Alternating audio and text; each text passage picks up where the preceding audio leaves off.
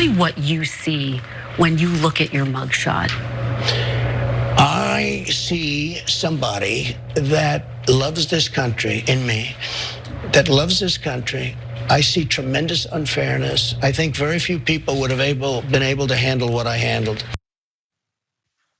I see a beautiful man, a perfect, wonderful guy. Look at how handsome, young, strapping, definitely 215 pounds, definitely 6'3".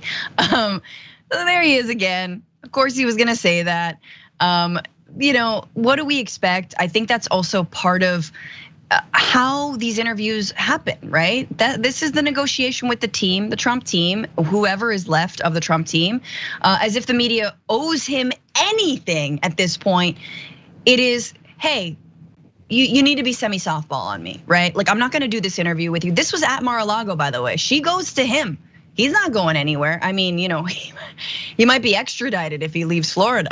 But no, who knows what's gonna happen to him? But like, so that sort of gives you the flavor. Now, I have to say, I don't know what we expect from mainstream news, but it is very scary because it feels like we're treating him just like a guy who's fallen on hard times. How is he gonna pick himself up? Does he know, does it hurt your heart to lie so much, Mr. President? And then you see that pushback again, only safely from the comfort of her studio, where she can give the real facts. But in the moment, that fiery moment that we've seen so few of. And I think, again, Senator, I do think he reserves his sort of deepest disdain and a lot of talking over and interrupting for females, for women journalists, I think. So, I'm thinking about Jonathan Swan, I believe from Axios, in that interview that he gave, Jonathan pushing back. It was like one of the very few times we've seen that. But any final thoughts on this and media as we move into this next election cycle? Yeah, I mean, what do you see when you see a mugshot? He just should have said money, money, money, money, because that's exactly money. There's a song. Yeah, great T-shirt.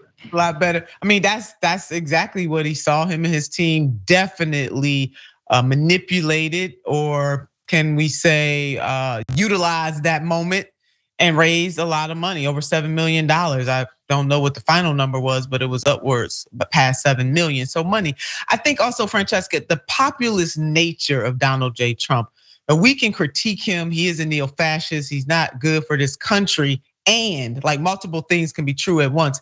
There's a populist nature to his persona. And he really, really laser focuses on that. So it's kind of hard to get him to maneuver any other way, because if he's a populist, then even though he's a wrong populist, that populism take from him works. And then lastly, the media makes so much money. Your point about why does the media continue to do it? Because the media itself needs Donald J. Trump. Those are the facts. They need him to make money.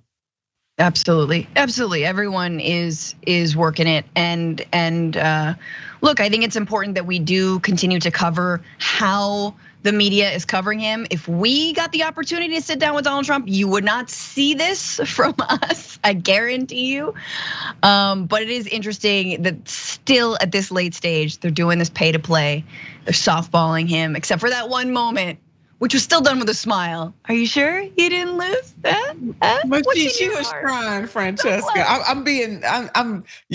I think she was trying. She was on to something. I really do. Look, it's like the first week on the job in terms of Kristen Welker standing in for Chuck Todd, and I, for one, am grateful it is her and not Chuck Todd.